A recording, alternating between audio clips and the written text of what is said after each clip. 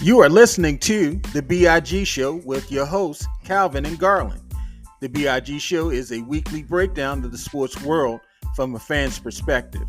Here are your hosts, Calvin and Garland. It is the big show. Merry New Year! Merry New Year. Happy Christmas. Happy Kwanzaa! Happy Hanukkah. Aborigani! Whatever you celebrate. All of that. Yeah, man. We are back. Yourself We're back. The big guys are back. A merry little Christmas. It's the first broadcast of the first broadcast of the new year. Happy New Year, everyone. 2025. Happy birthday, Calvin. It was the 4th, January 4th. Yep, and Calvin's birthday is today of our recording day. And so, January 6th. And so, insurrection. And so, with CLC, you're going to get insurrection. This is some bullshit. It's just like, and today is just like the insurrection day. A bunch of white shit just attacking the building and shit. It's just fucking. Man, just think, it was 4 years ago. White people lost their mind, and fucking mind. They lost their mind. They lost their fucking mind. Dude was like, "I'll meet you down there." They lost their minds. They lost their fucking mind because they are sore fucking losers. They could not handle losing an election. Like, it's crazy. Motherfuckers been losing elections forever. Right. They losing one election, they losing their mind. Just to get this a bunch of flag planters. See, this is what we get when you get these flag planters. People that don't know how to take losing. And when they win, they want to be all up in your face. No, the people that don't know how to take losing is the people that's mad because the flag's getting planted. You should have won. You didn't win. Oh God. Y'all go back to the last show. I understand what we talking about. We are live on YouTube right now. We're on all the podcast platforms, and if you do watch us on Spotify, you'll be able to get to see our mugs for the 25, the first visuals of the 25. What's going on, Garland? I'm feeling great, man. 58 years old on Saturday, and so just a blessing. I'm also my dad was born on January the 4th. He turned 86, and so went and watched the Ravens. Yeah, Dad. Happy birthday to him. Watched the game with him on Saturday. Chilled out with my sister and my daughters and all. Paula took me out on Friday night, and we did some stuff. And so, just a great weekend. It's a great new year, heading into the new year. We just had a storm on the East Coast, and so we were laughing a little bit about before we came on to this about shoveling techniques and the technology that you need to support your shoveling and stuff. And so so we've been out shoveling snow, cleaning our cars, and all that stuff. So what about yourself? Only technology I need is for these little motherfuckers to walk around the block. And they don't do that no more, bro. Your snow. No. Where's that at? God damn. They got money. They got Cash App. They got games. I'm not going outside to get no hustle. What you talking about? Going out shoveling people's snow? Ridiculous. Manual labor? That's what the Mexicans are for. I waited till 4. Can't have them no more. Right. That's about to stop. Man, I waited till about 4 o'clock before I went outside, hoping that a motherfucker. He waited all day, y'all. Waited all day, hoping a motherfucker would hit the little ring doorbell, and I'd be like, "What you want? Can I shovel your snow?" Nobody, yo. Nobody. I thought the same thing while I was out there. Now I'm this neighbor. I take pride in being the first person out, and so I'm the person that. I want to get out there before everybody else. I want them to hear my shovel out there working. That bring people outside. They be like, "You." And so this morning I was doing some work because I work from home, and I heard a shovel scraping on the ground. I was like, "Hold up, somebody outside before me?" This is like 10:30. I was like, "That shit ain't gonna stop snowing till about noon." I looked outside. My next door neighbor, he didn't really even do the whole thing. He was just cleaning off his cars. You know what I did? Got right on up. Let me get dressed. Boop, boop, boop. I'm right on outside. So no, don't nobody. I'm that guy. So yeah. FOMO ass nigga and shit.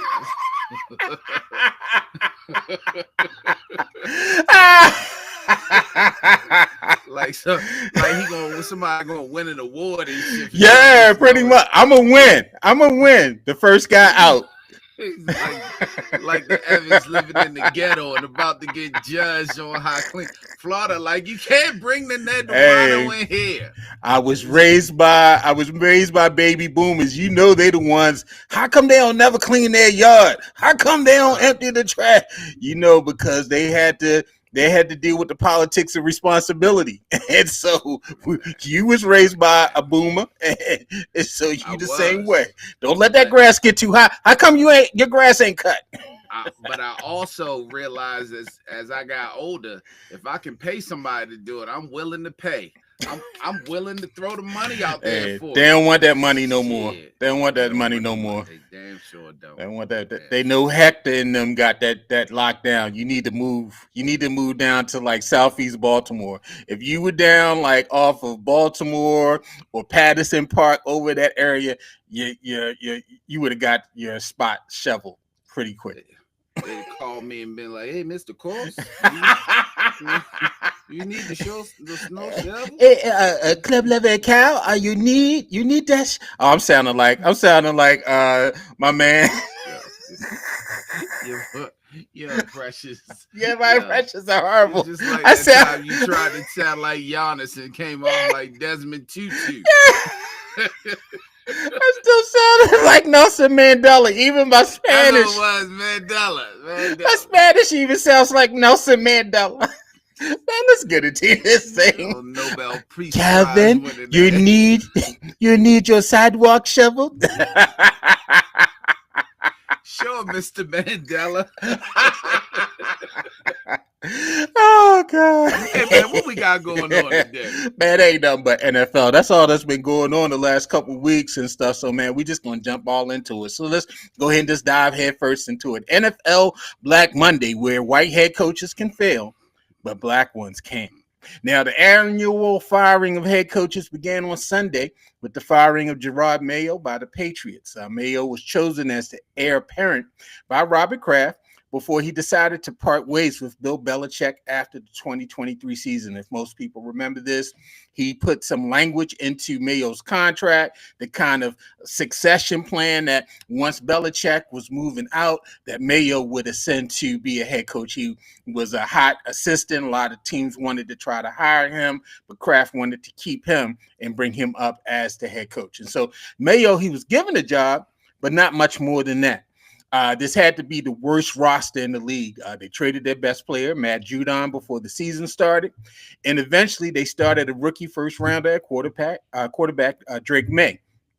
And so Kraft had acknowledged that there would be growing pains in Mayo's first year, but the tolerance to live with those pains seemed to lessen as things unraveled over the final month of the season. And so we really haven't gotten a lot of the behind the scenes things of what was going on with Mayo. I'm sure in the next couple of days, we're going to start getting some stories. He wasn't doing this. He wasn't doing that.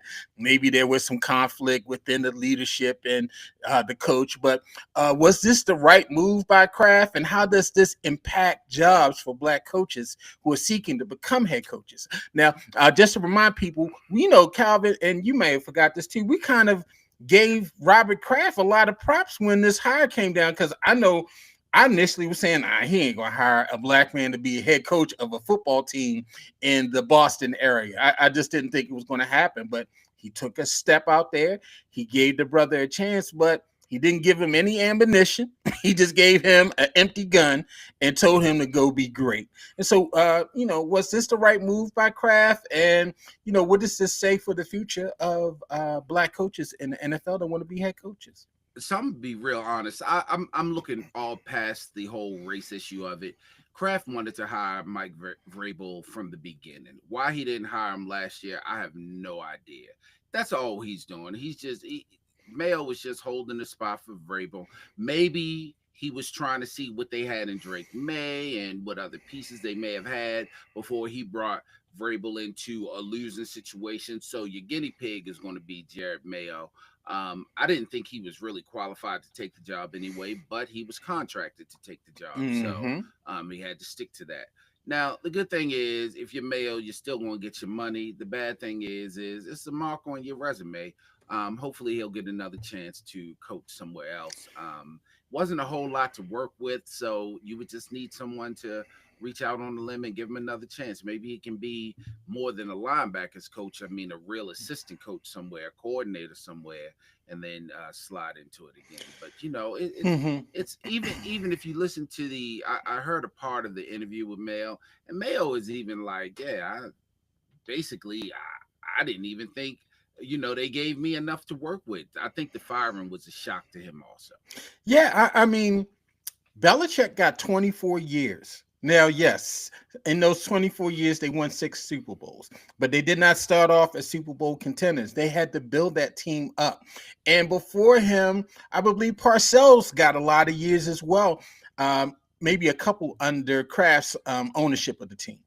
And so, to me, it's hard because black coaches are not getting top tier jobs. They're not going to teams where they're set rosters, they have great players, and they're getting that opportunity to coach winners. It's very far and few in between that black coaches are getting those opportunities. A lot of those opportunities are going to retreads, or they're going to the hot guy, the hot coordinator from another team, or the hot head coach from college.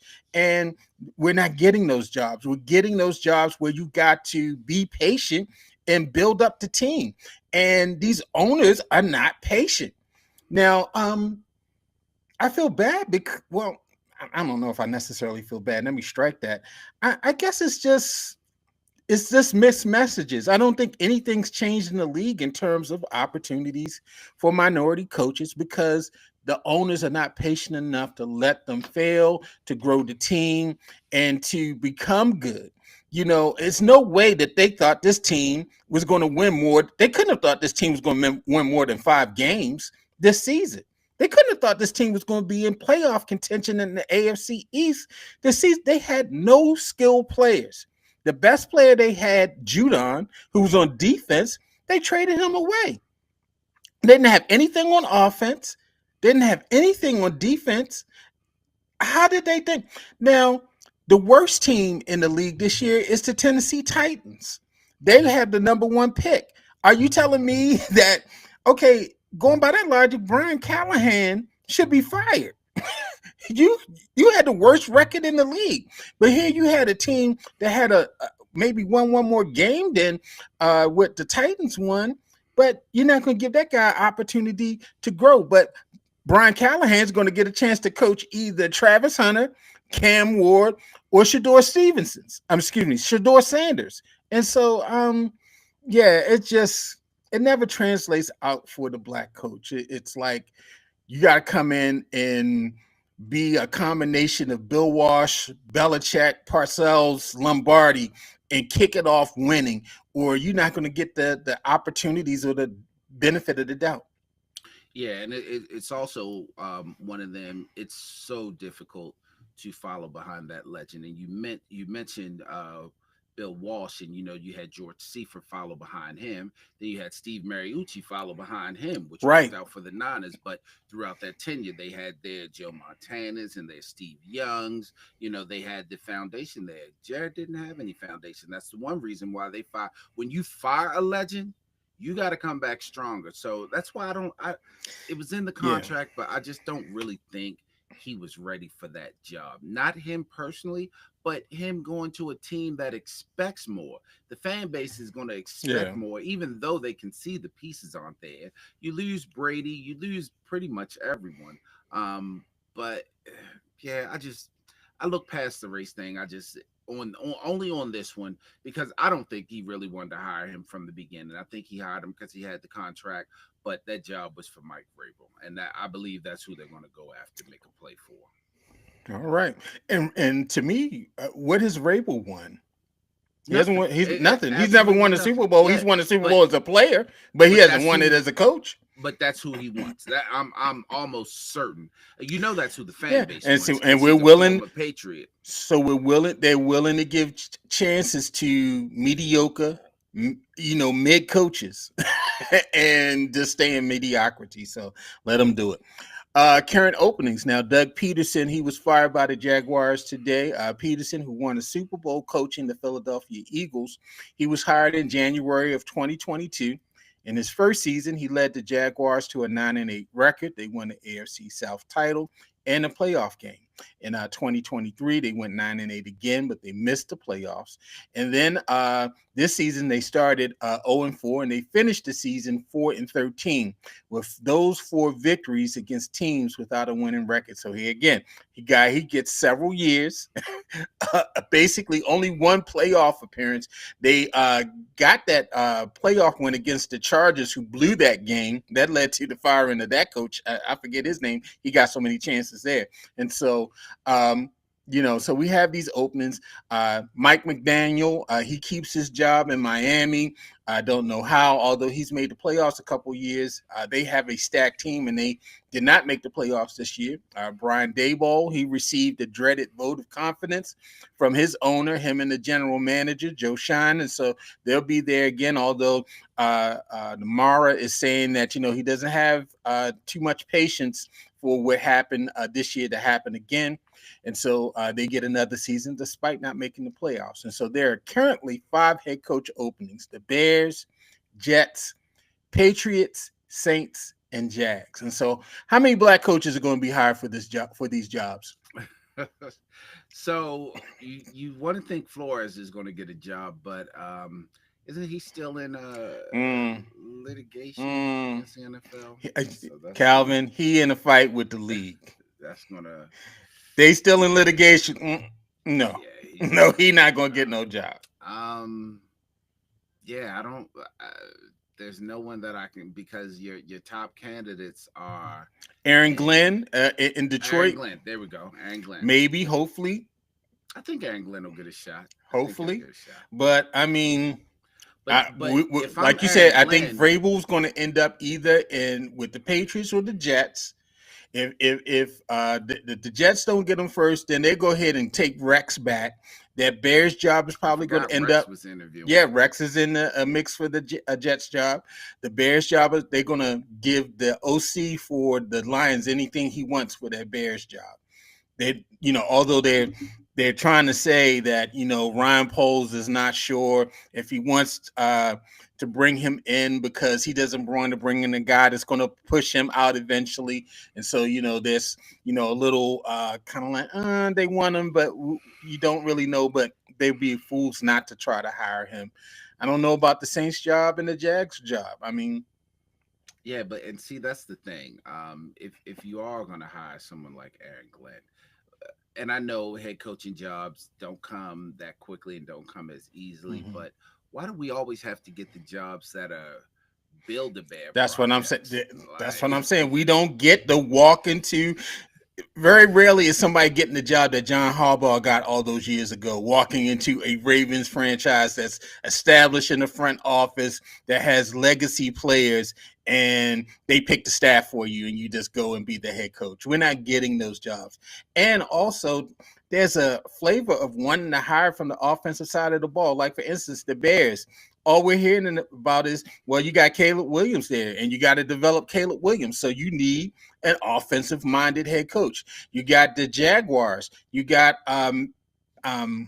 is it Lawrence? Yeah, you got Trevor Lawrence there. Hey, you got to develop him. He's your franchise player. The Patriots, you got Drake May. You spent a top 5 first round pick on Drake May. You're gonna want an offensive coach to develop him. And so, yeah, and a lot of the brothers, they're on the defensive side of the ball. Yeah. Yeah. Sucks, right? I'm sorry, man. Welcome back. And so we'll see what happens with these hires. The playoff tournament is set for the NFL. Let's start with the NFC first. And so in the NFC, we have the number 2 seeded Eagles. They'll face the number 7 seeded Packers on Sunday. Wide receiver Christian Walton, he's out for the playoffs with a torn ACL. He tore it in the last game against the Bears on Sunday. That kind of cripples him a little bit there, wide receiver. You have the Bucks. They're hosting the number 6 Commanders. The Bucks are the 3 seed. They're facing the 6 seed Commanders on Sunday down in Tampa. The 4th seeded Rams, they'll be facing the 5th seeded Vikings. The Vikings get the 5th seed after losing on Sunday night to the number 1 seed Lions. Both of them had the best records in the NFC, but of course, only the division winners get the top, the 2 through the 6th seed, and the 2 through the 4 seed, and then the rest of the season filled in with the top records. And so, just looking at that, Lions, of course, they're the number 1 seed. They face the lowest seeded winner out of these games. And so in the NFC, how's this picture looking for you? I see possibly some teams are going to get bumped. I think everybody is on the Commanders. I can see Baker Mayfield and the Bucks knocking them off. I can see that happening. I could also, I don't see the Rams beating the Vikings, but I could also see, the Packers possibly. That's my upset pick. If I had an upset pick now, I know that the Packers lost to them in the opening game. I think that was played in Brazil. Yeah. That was the Brazil game, and they lost that game. As a matter of fact, they thought that Jordan Love was going to be out for a significant period of time, but he wound up coming back a little quicker than they anticipated. But if there is a team that I think could beat the Eagles, I like the fact that Matt LaFleur, he's a great offensive game planner.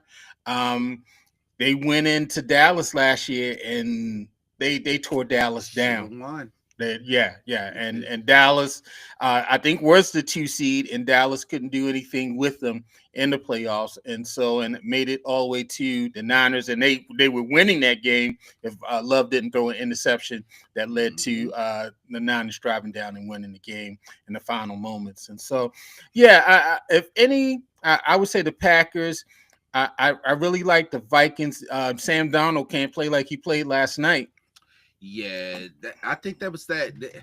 Detroit came with that blitz, and Sam was just getting touched. I mean, every series he was getting touched. He was under pressure. Yeah. His offensive line failed him. Offensive, but I think the play calling failed him. I watched the game and they mentioned it once. They were like, they're running these deep routes, and he's getting blitzed. They got to cut them routes short. Let him throw them underneath passes. Sure, he's waiting for things to open up, but. Yeah, the Lions had that ass last night. It was a disappointing game for the Vikings, especially for what we were expecting for 2-14 and 2 teams going at it. Yeah, I think it's the Lions' conference to lose. To me, the Lions are just head and shoulders. And I have a coworker. We get into this. He says that the Lions are fugazi, and I'm like. Really? I'm like, they're putting points on people. I mean, they are blowing people out. The offensive line, outstanding. The receivers, tough. Jahmyr Gibbs, tougher. I mean, they got it. That 49ers game, man, they running hook and ladders in that game. Were you on vacation when that game? Did you see that game, or were you traveling? Yeah, I was traveling. Okay. And so, it's a secret destination. I ain't gonna tell y'all. Calvin was at hedonism doing bad things. No, he wasn't. I'm just joking. But he was not at hedonism. I don't know. Katina, did you? All right. Anyway, and so for his birthday, hey, they're adults. Anyway, but nonetheless. Yeah, man, they ran a play where, they threw the ball to Amon-St. Brown, and he caught it. And it was like the old hook and ladder that the Dolphins ran against the Chargers back in '79. He caught it, and Jameson Williams was coming across, and he laterals it to him, and he runs down the sideline. You saw that? What am I thinking about? I wasn't on vacation then. Okay. I was watching my Red Zone channel. Okay, thank you, sir. Thank you. And so, yeah, I just think offensively they have too much power that it covers anything defensively. Okay, they played well Sunday, but I don't think any of those teams are going to come in and can outscore them. I mean, I like the Eagles, but I don't think the Eagles can outscore them. I don't think the Rams can outscore them. Obviously, the Vikings can. And so, I think just in terms of they don't have to go out here and be the 2000 Ravens. They just, you got to catch up. Well, that's the thing. They got a lot of their defensive players back last night. A lot of guys that were hurt, and they look markedly better. Along with that pass rush, they looked outstanding last night. They looked unbeatable last night. Of course, they have 2 losses, so we know they are beatable, but they looked unbeatable last night. So I can see them and probably would say that they would my favorite of coming out the NFC. Of course, that's an easy, that number 1 team, and I'm sure all the odds are in their favor. But just from the eye test, yeah, they're absolutely the top team in the NFC. Definitely. All right, let's switch gears and go to the AFC. The number 2 seeded Bills, they faced the number 7 seeded Broncos on Sunday. The Broncos got the last seed by beating the Chiefs, who didn't play any starters on Sunday. Trust me, people are mad on Twitter saying that. Yeah, people are mad on Twitter saying the Chiefs threw the game. They should have just went ahead and forfeited because they did not want to see the Bengals. And I'm like, and what's wrong with that? I mean, but whose fault is that? That's the Bengals' fault. Right. It's the Bengals' fault. The Bengals started 0-3, 0-4 this season. I think it was 0-3. And so I think they started 0-4, didn't they? They might have started 0-4. So yeah, I know. Yeah, they might have started 0-4. They lost to the Patriots in one of those 4 games. Okay, the Patriots head coach got fired. And they look, And the only way they would have seen the Bengals is if the Bengals would beat the Bills. Yeah, that's what they're saying. Now, I will say this: if the Bengals did get in and they got that number 7 seed and they went to Buffalo, secretly, and we talked about this secretly. Yeah. Some of us Baltimore fans wanted the Bengals to get in to knock off the Bills, knock off the Chiefs. Yeah. And then lose to us. Yeah, because we'd have beat their ass again. Yeah, but it would have been a little bit rough. I'm sure the Bills were very happy that no starters from the Chiefs played. It's the Bills that were happy. It wasn't the Chiefs. It wasn't the Chiefs. It was the Bills. I think it was 2 seasons ago. They went up there in Buffalo. I think it snowed that game, and they blew Buffalo's doors off, beat the brakes off of them. And styles make fights, and they didn't want to see. They didn't want to see Jamar Chase. You know how they say in every year, this is a team you don't want to see in the playoffs. I think right now the Ravens are that team. Right. Had Cincinnati slid into that 7th spot. Huh? Cincinnati would have been that team. Man. I ain't gonna lie. Even my Ravens, we all been sitting here like, bro, because we got away with 2 of them in the last games went down to the last seconds. We got away. I was so mad about that Broncos game. They blew that. I'm sitting in the cigar lounge like, what are the Broncos doing? Get rid of these guys. Then they came back against Pittsburgh. I was just like, these guys will not go away. Yeah, we all knew the Broncos were going to beat the Chiefs. We knew the Chiefs weren't going to play their starters. Having locked up the number 1 seed, you already got 1 loss. You're not playing for an undefeated season.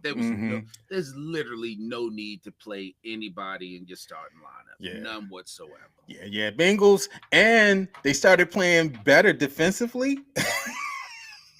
Yeah. Too bad the defensive coordinator got fired today, Lou Amarillo. But they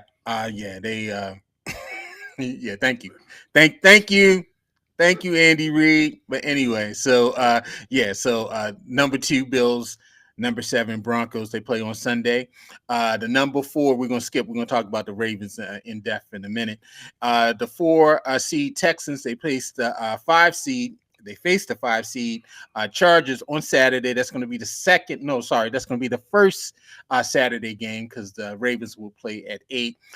Texans Chargers going to be at 4, and the Chiefs, of course, have the number 1 seed, and so they'll face the lowest seeded winner. And so let's go ahead and talk a little bit about Ravens, who have the 3rd seed. They're facing the Steelers. Ravens coming in very hot, ending up on a 4-game winning streak to end the season. Came very strong off the bye. Had a late bye. Giants, Texans, Steelers, Browns, they did what they needed to do. But the Ravens, they're unsure whether they will have Pro Bowl wide receiver Zay Flowers for Saturday's game. He injured his knee in Saturday's game versus the Browns. And, of course, the Steelers, they have lost 4 straight to end the season. Any thoughts about this matchup? What do you think? I mean, well, let me toss out the easy one. Can we win this without Zay? Can we win this game without Zay? Yeah. So if we go back to the Steelers games, and from what I recall, Zay isn't much of a factor, although just having him on the field definitely helps. But these Steelers games usually comes down to the running, the turnovers, Mark Andrews, and a couple Lamar plays. Like there are, and not just Lamar itself, but there are some Lamar plays that have to happen. And it's a shame to say, but this is one of those teams where Lamar has to, because he plays so conservative against them, and they really have his number. But when he's home, and he's only played them at home a couple times, but when he's home, he gets to be a little more rejuvenated. And we saw Lamar had some Lamar things going on the last game. Now, he threw that interception. We still don't know if it's Bateman's fault or if it's Lamar's fault. Sure. But that game was well in hand. That interception changed the momentum a little bit, but then we got it right back and scored the touchdown. Lamar against Russell Wilson, nobody's taking Russell Wilson. Russell Wilson is prone to some turnovers himself, usually down somewhere in the red zone. So the Ravens, by all means, should win this game and should win it easily, but it's an AFC North matchup. We can call it wild card if we want to, but it's Steelers Ravens, and that's always going to bring some fun. It's Steelers Ravens. It might snow. Snow there's I think it's maybe a 40% chance of snow on that day. I agree with you. The Steelers they've had the Ravens number up until the Ravens winning that game a couple weeks ago. Yeah, it's going to come down to controlling the ball, being able to run. I think, the fact that we ran the ball very effectively in that game a couple weeks ago really helped out the passing game. My guess is that they're going to probably go without Zay. I think they will think that they could probably take them without Zay and save Zay for the next round game. Not to look past, but I think, if they can keep Zay, get him healthy for the next run, because they're gonna need Zay further down the road. It bodes well for them.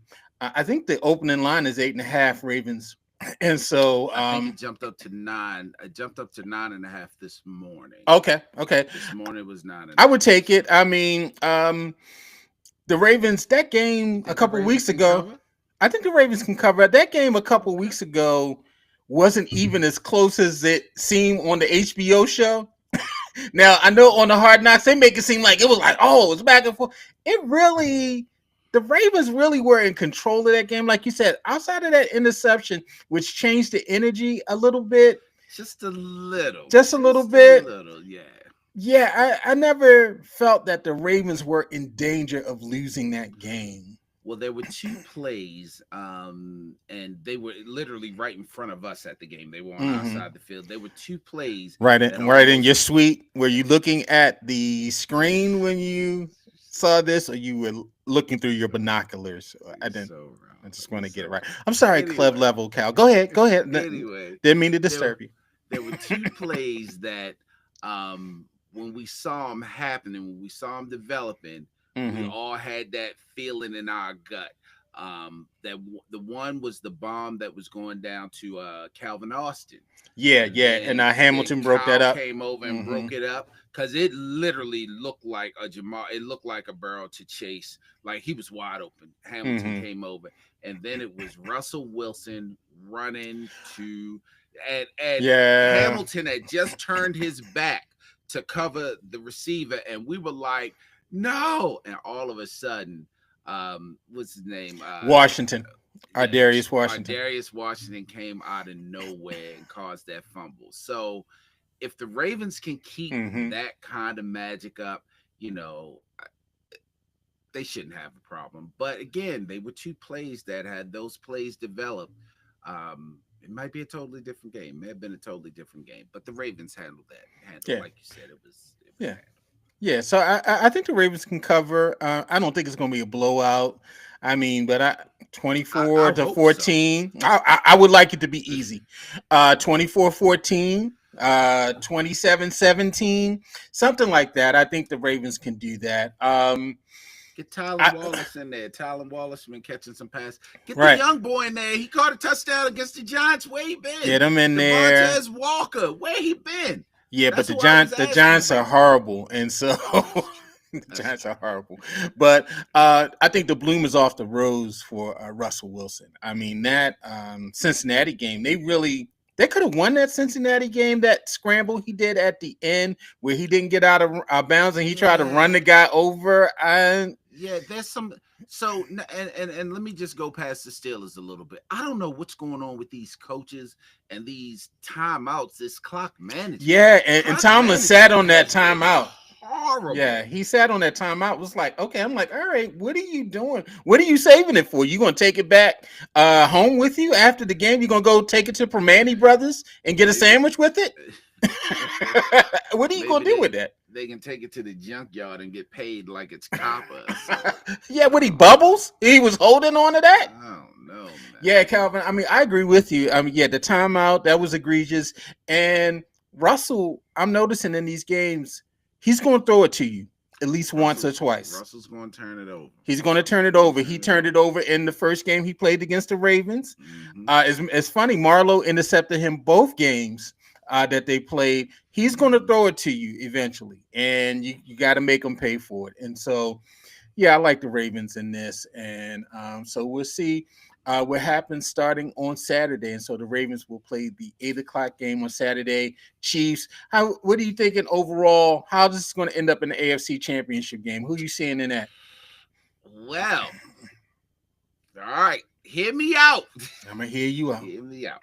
I have the Texans holding serve, so I have the Texans going to. I do have them Texans holding beating serve. this. Oh, okay. Yeah, I have them holding serve, and then they're going to Kansas City. Now, I'm gonna be very honest. I have the Texans holding serve because I don't think the Chargers are well coached, but I don't think the Chargers have as much as we like to think that they have. You know, it's such a big gap in the AFC West between the Chiefs and then you got the Chargers, Raiders, and the Broncos. Broncos are formidable, but I think the Texans have enough at home to beat them. Plus, they got embarrassed against the Ravens, and they did come out and they stomped all over the Titans. But you know, I think they're going to beat the Chargers. Now, hear me out. I'm gonna hear you out. Hear me out. If Denver can play not perfect, but a close to perfect game, I think they can beat Buffalo. In Buffalo, they're not adverse to cold weather. Right. They have a very good defense. And Great cornerbacks. we saw when you play defense well against the Bills, as the Ravens did beginning of the season, you can neutralize what Josh Allen can do. And the Buffalo defense isn't all that great. And the Broncos can actually pass the ball. I mean, Bo Nix isn't bad. They can pass the ball and they can run. Yeah, he's 35. He should be good. I think the key to the Broncos is trying to put a muzzle on their run game, on the Buffalo run game. You got Sure. James Cook, who's I think second or third in the league in touchdowns scored. Right. And Second, then I they think got he's behind Saquon. and then well, what's his name is number one. Oh no, that's overall touchdowns. You're right, rushing touchdowns. He's Mhm, behind Saquon. mhm, Then they got I think Ray Davis is the backup. Ray Davis can get some yardage if they can put mhm. a somewhat of a muzzle on that running game. I think the Broncos can win. Now I'm not a big Sean Payton fan, but I do believe in some of the bigger games. Sean Payton is kind of a decent coach. Decent coach. I wouldn't give him the greatest, but I think the Broncos can win. I think they can win. Okay. I think it's going to be a closer game than people will expect. I agree with you on all those points. They're outside weather team. They Mhm. play in a cold climate. I think defensively, like we say, styles make fights. And I think defensively, they will give some problems for the Bills receivers. It's going to come down to how you contain Allen. Are you going to be able to stop him on these 10, 15, 20-yard runs and all of these crazy things that he does? They have the Uh, most sacks in the NFL. They're yeah, the and leading so sack team in they the got NFL. a So great defensive team. Hopefully they show up on Sunday, and so we'll see what happens. I really am thinking that this is going to come down to another repeat of the AFC Championship from last year. It's going to be Ravens and Chiefs, you got and Ravens yeah, I got Chiefs. Ravens Okay. Chiefs. As a matter of fact, this is a perfect segue. We have our NFL show last year. We always do it before the start of the season. And so I pulled up our predictions, our season predictions that we did on the NFL show. And so let me start with the NFC. In the NFC, Calvin, this was his division winners: Cowboys, Ah, Lions, yes, Cowboys, Lions, Falcons, and Niners. His ah, wild his wild card teams was Rams, Packers, and Eagles. I got them right. Yes, I mean, they're not wild they're cards not now, wild though. cards, but yeah. And his NFC champion was the The Cowboys. Cowboys. The Cowboys. My division winners were Eagles. I got that right. Detroit. I got that right. Bucks. I got that right. And Niners. I did not get that right. My wild card was Rams, Cowboys, and Falcons. I got one of those three, and I picked the Lions to win the NFC Championship. Okay. All Okay. right. And the AFC, Calvin's division winners were the Bills, the Uh, Ravens, uh, Jaguars, and ah, Chiefs.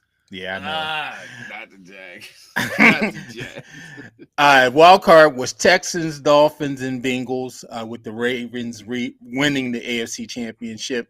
My division winners were Dolphins, Ravens, Texans, and Chiefs.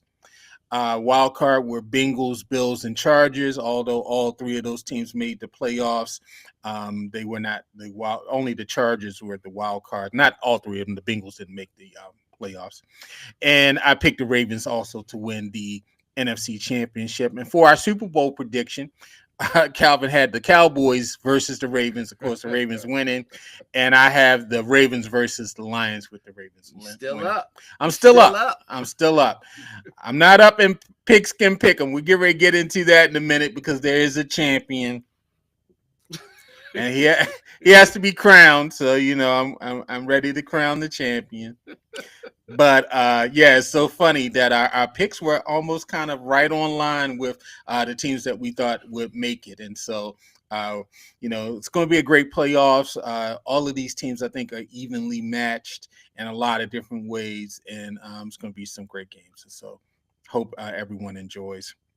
Now, before we get to Pigskin Pick'em, let's talk about awards for the end of season awards. And, there's been probably I'm tired of opening Twitter because all Twitter right now is a debate between Lamar fans and Josh Allen fans. That's all it is. Lamar this, Josh Allen that. This person deserves it. And so, in terms of our opinion of who we think should be the MVP, who is your MVP this season? I mean, it's obvious. It's the Is it hometown the Lamar purple hat Jackson. that gives it away? I mean, so and Bills fans have an argument, and their argument is if Lamar didn't have the better numbers last season and Josh Allen did.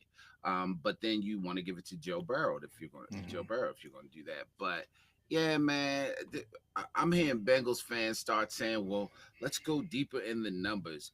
When you talk about turnover by yards, and even though Lamar only has 4 interceptions, but the turnover or large yards lost versus turnovers and some stat they was pulling out. I was just like, come on. You guys If have you not got to made the go play. that deep. Right. Y'all have not made the playoffs in 2 straight years. And then they want to say then this is the one that gets me. And they beat the Chiefs. They beat this team. They beat that. But you know who they didn't beat? They didn't beat the Ravens. Right. They seem to always forget that one. They talk about they beat the top team, they beat the Lions, they beat this, but they didn't beat the Ravens. I mean, So it's Lamar for you. it's Lamar for me. It's It's Lamar. Lamar for me as well. I saw this on Jason Lockenford. He's a local radio host here in Baltimore. He had this on Twitter. Lamar faced tougher AFC schedule. He went 7-3 versus playoff teams, and as you pointed out, they beat the Bills and they beat them by a lot. Allen is 2-3 versus playoff teams this season, and Lamar Jackson versus those teams that are in the playoffs. He completed over 68% of his passes, 9.1 yards attempts, 22 touchdowns, 3 interceptions, 119.9 quarterback rating. Allen's quarterback rating against those playoffs teams is only 92.2. And so, if we're going by statistics, Lamar Jackson is the MVP. He's had the MVP season. But Yeah, it's going to be Allen because it's voter fatigue. This is basically what's going to amount this year for Allen is he's getting a participation trophy.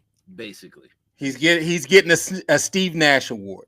He's getting an award where someone had a better statistical year and really was the dominant player, but because voters want to see someone else get the award, they're going to give it to him. And so they're not going to give it to Lamar back to back years. And just think about it. Everything they tell Lamar to do, he's done better. So Right. if you're saying that last year he played well, but he still needs to be a better passer, who had a better passer rating than him this year? Right. Who Four who threw more interceptions. touchdowns than him this year? 4 interceptions, and we'll argue that none of the 4 were his fault. Right.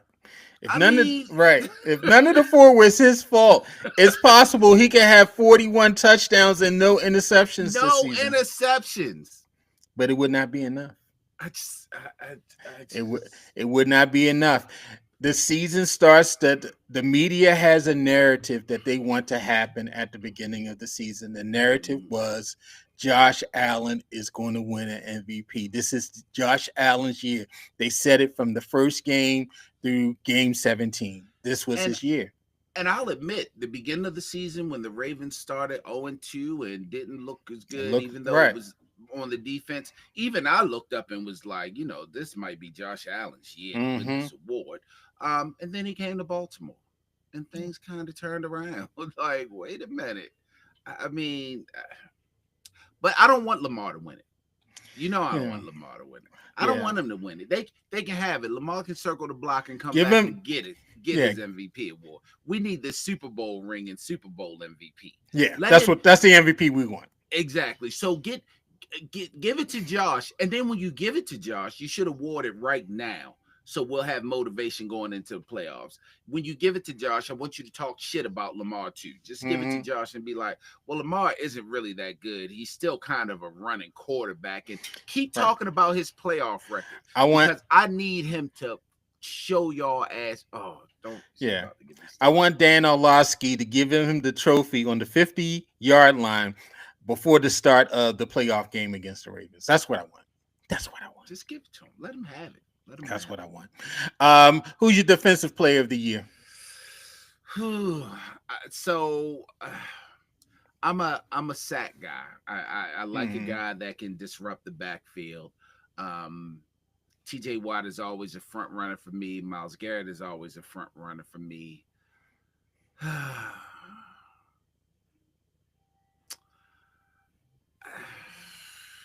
I know Van Ginkel is playing very well also.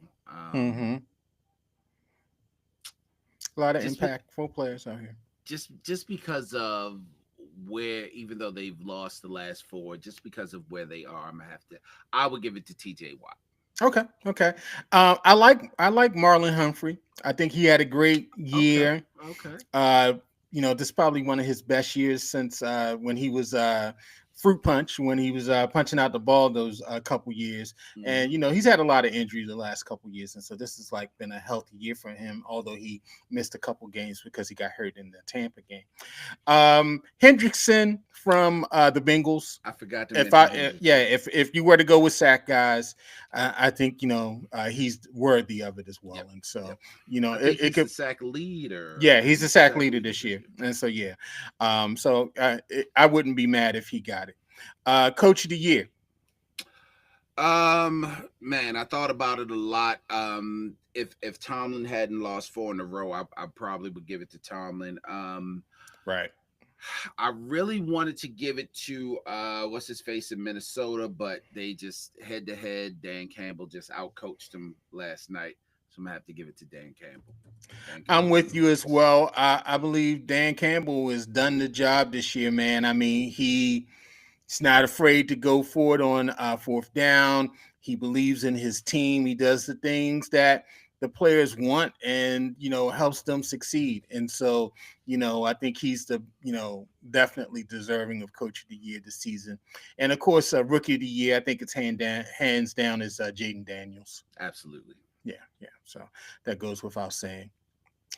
All right, everybody, I eat a little crow. I've been texting back and forth with the co-host of the show. I'm just the co-host of the show now. Club Level Cal is his name, CLC, and we were talking a lot of stuff, and I had the early lead. I even had a perfect week one week where I got all of the games correct, and Calvin persevered. He kept on trying. He was keeping his own little, tally, and I would hear from him about, the games and everything. And, I'm going to have to acquiesce, and I'm going to hand over the belt to the winner of this year's. Wait, my camera went out. Hold on. My camera went out real quick. Hold on, let me see. Oh God!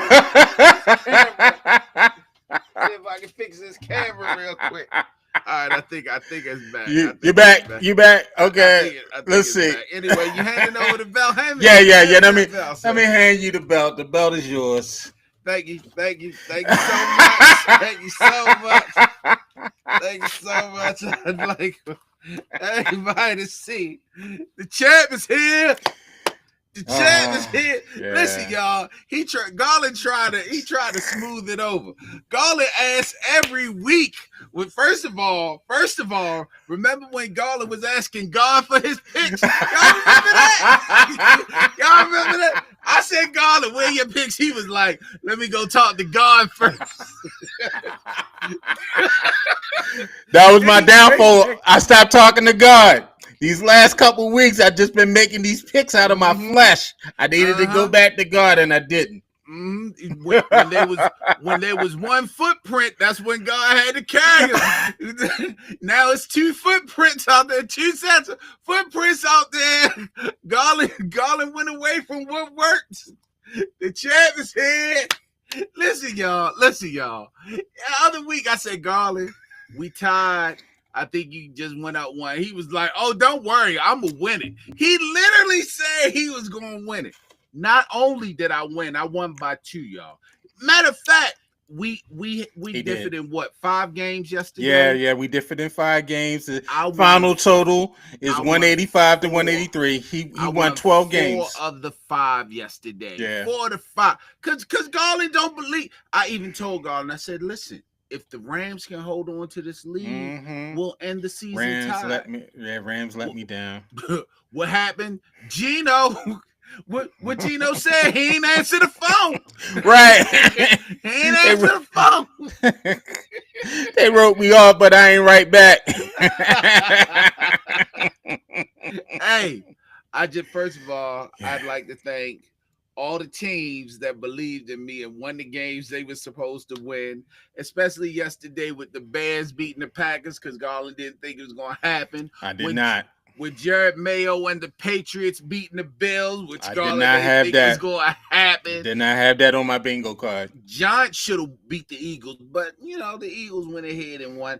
Why Garland picked the Titans over the Texans? I don't know. Once again, 2 sets of footprints. Garland don't go to what work. Garland is like John Harbaugh and Greg Roman or Todd Monken in the AFC Championship game. Why you go away from what worked? Why you don't just stick to I decided not to run the ball. I said, I ain't running the ball. We're going to throw the ball this game. I know we done ran it all year, and this is the 32nd rated team against the run, but I don't care. I'm sorry. God, feels good to be on top. I went away from your will. It won't happen next year. So, yeah. Just want y'all to see again. Yeah, congratulations. Thank you so much. Thank you so much. Yes.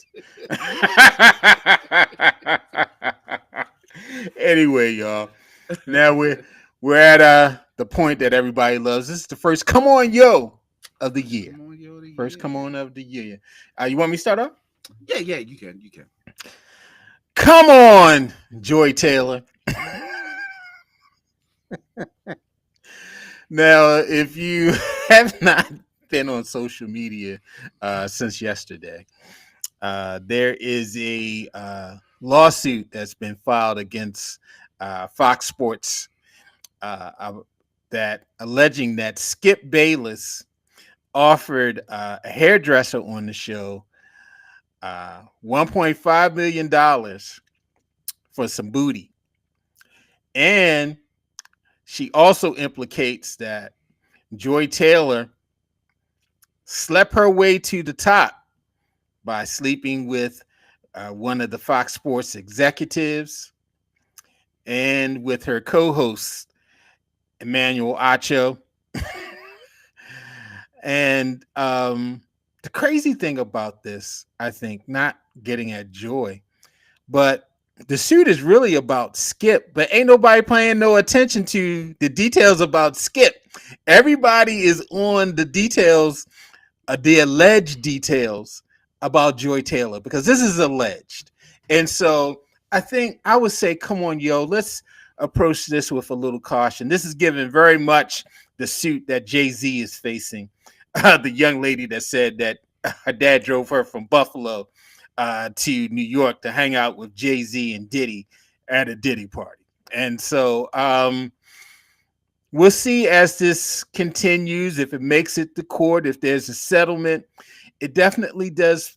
I think people are really leaning into this because there's always this viewpoint that if there are women in sports or women in any field that make it, they've made it because they've used their sex appeal or their sexuality to get ahead. And I think that's a terrible thing. I mean, I'm not saying that Joy Taylor was, some, great sports veteran or whatever. I mean, I watched the shows that she was on a couple times.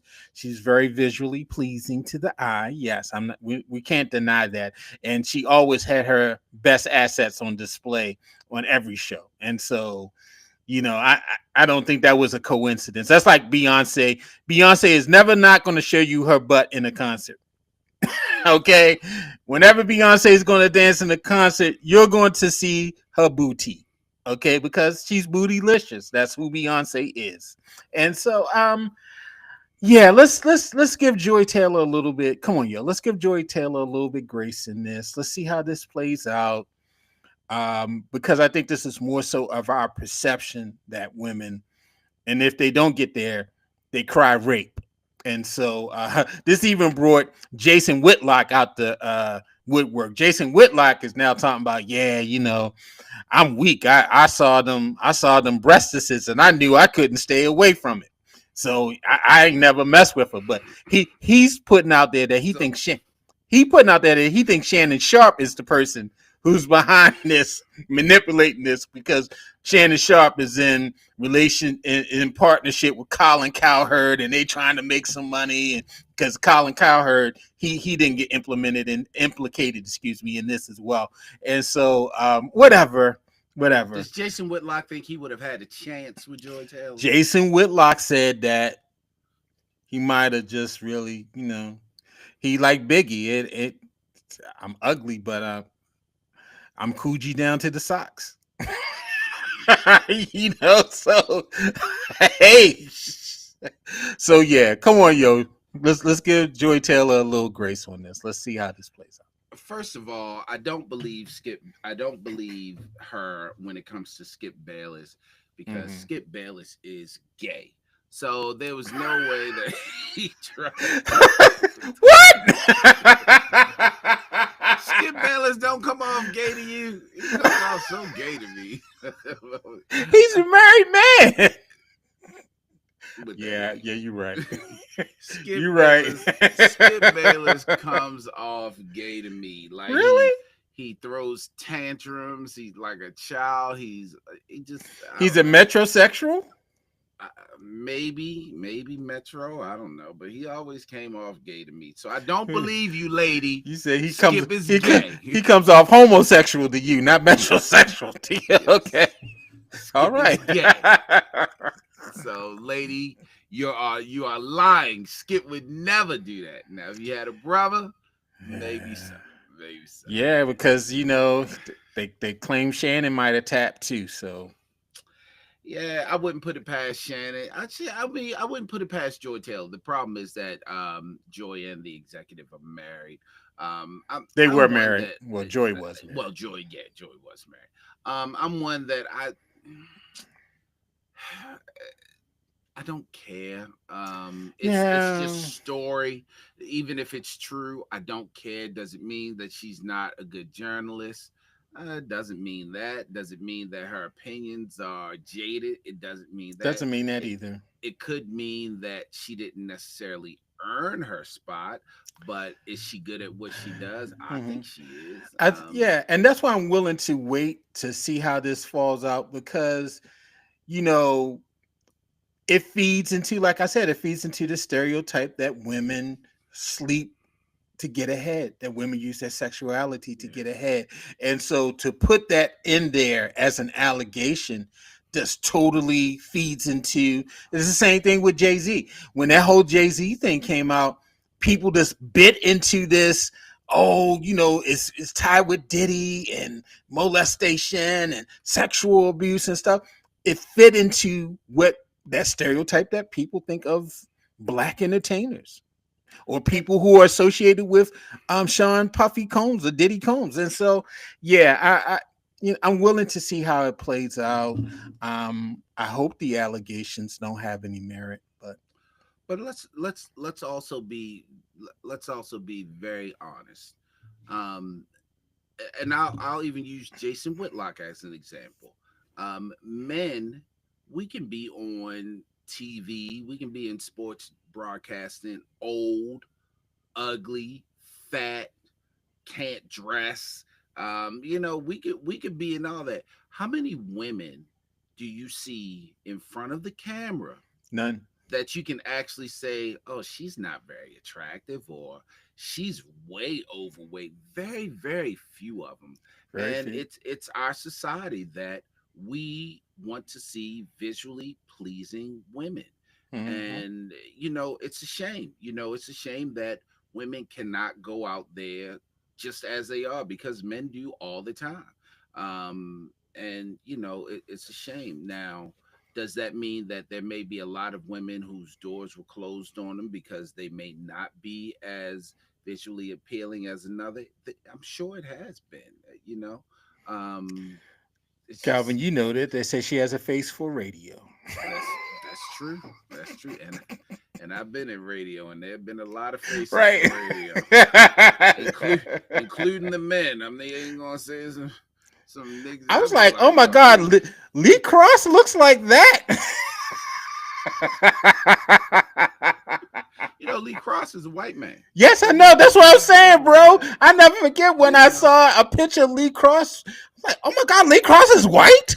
And I didn't even know till I started working at the radio station. And he introduced himself. He was like, "Hi, I'm Lee." Never even put it together till somebody said, "You seen Lee Cross?" And I was like, "Lee Cross work here?" And I had already met him and didn't even realize it. It was like, wait, that's Lee Cross.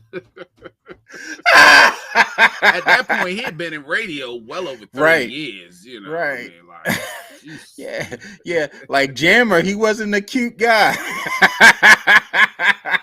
I think Jammer passed away, man. I could talk. I mean, I talk about people. Anyway, let me get to my come on, yo. And as always,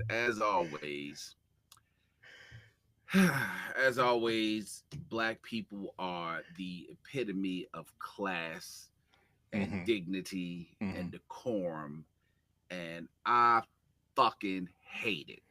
Kamala Harris is swearing in senators, and she swore in a senator from Massachusetts and congratulated her. And when she went to shake hands, after she shook the hands of the elected official, when she went to shake hands with the husband of said elected official, the husband declined the handshake, kept his eyes down, and said thank you. And Kamala, being shocked, was like, oh, okay, but kept it moving with grace and dignity. Come on, Kamala. It's time you can say fuck you, fuck her, fuck all of them. Can you imagine? Can you imagine when she was sworn in if her husband declined to shake the hand of anyone? Can you imagine any Black elected official doing it? They crucified Obama for having on a tan suit. Right. They almost put him in front of a firing squad for putting mustard on his hamburger. This guy, who you're not even the elected official, you're the spouse. And if you're the spouse of a senator, then you're really the first nothing. You're the first nothing. You mean literally nothing. You're not the first husband. You're not the first lady. You're the first nothing. And you decline, you make this a moment for yourself.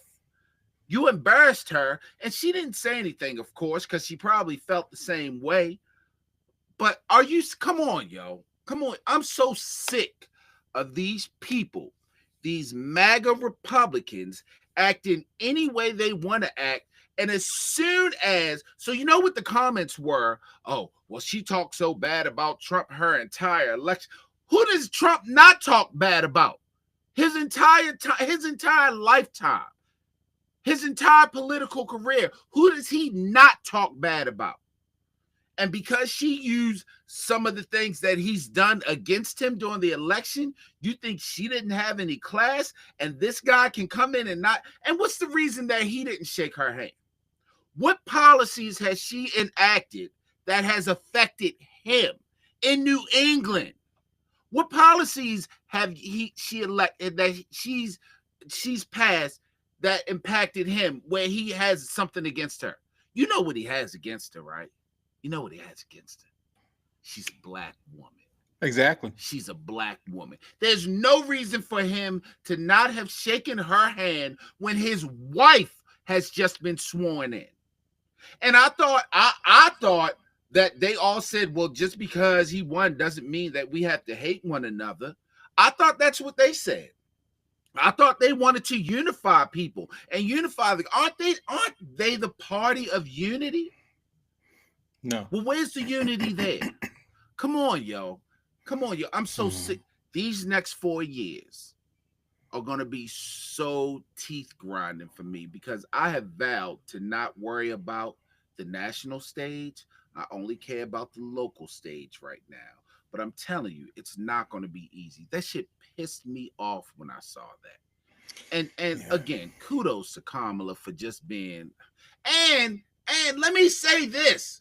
Stop calling her Kamala. You all have won the election already, okay? Pronounce her name correctly. Bro.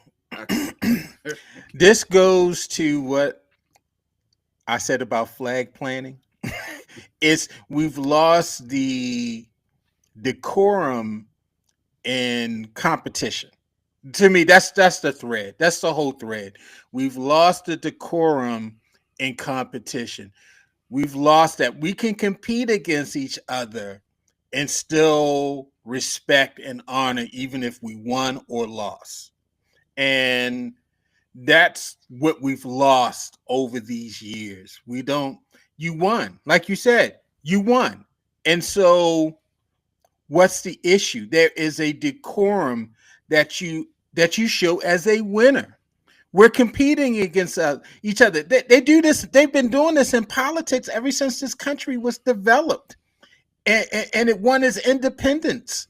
And so you have friends competing against each other, saying nasty things during debates and campaigns, but they were able to work across the aisle or, do those things for the good of the greater good.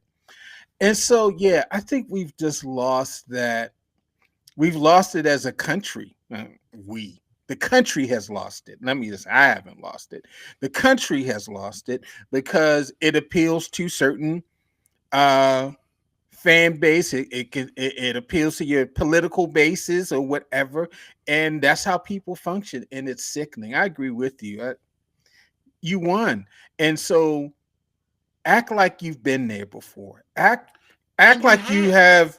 Yeah, yeah. And so, yeah, let's have some decorum and respect for our process, and that's what we don't have anymore. The country has lost that.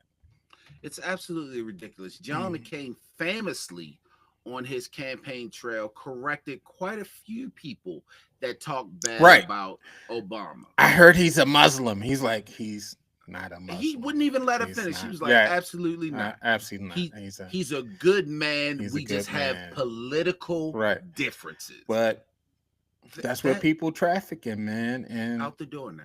Yeah. Yeah. So I'm not surprised. So come on, America. Come on, MAGA. Well, we don't expect it. And that's the thing. We don't expect anything more from you all. That's exactly you're doing what you've already shown who you are. What did Maya Angelou said? When they show you who they are, believe them the first time. Believe them the first time. There you go. Anyway, man, another podcast, first one for 2025. That's right. You ain't gonna get Maya Angelou quotes on every sports podcast, people. You also ain't gonna get people telling you that Skip Bayless is gay either. We got the insight over here. Gay. I would say he's not a metrosexual, he's a homosexual. Let me leave Skip alone because I have no idea if he is or not. He just always came across a little. Yes, he's funny to me. He's in same gender loving relationships. Hey, man. So glad you made us. We are live on YouTube right now. So subscribe to the YouTube page. You can see it repeated. We are on all the podcast platforms. And definitely, if you have Spotify, you will be able to see our beautiful mugs as we go into the 25. You see it. And let me hit this outro. I'm hungry. I'm tired. Me too. My own about to go get this soup and this cornbread. Go Ravens! You got some bad cornbread? Yes, sir. You have been listening to the B.I.G. show. This show was produced. Is it still in the box or is it made? And Garland Thomas for All Things Black Productions. Follow us on all of your podcasts. Yeah, Paula made some soup. I'm about to go hit that up. I need some soup shit. All right, Garland, later. All right, bro. Have a great week. You too. Peace.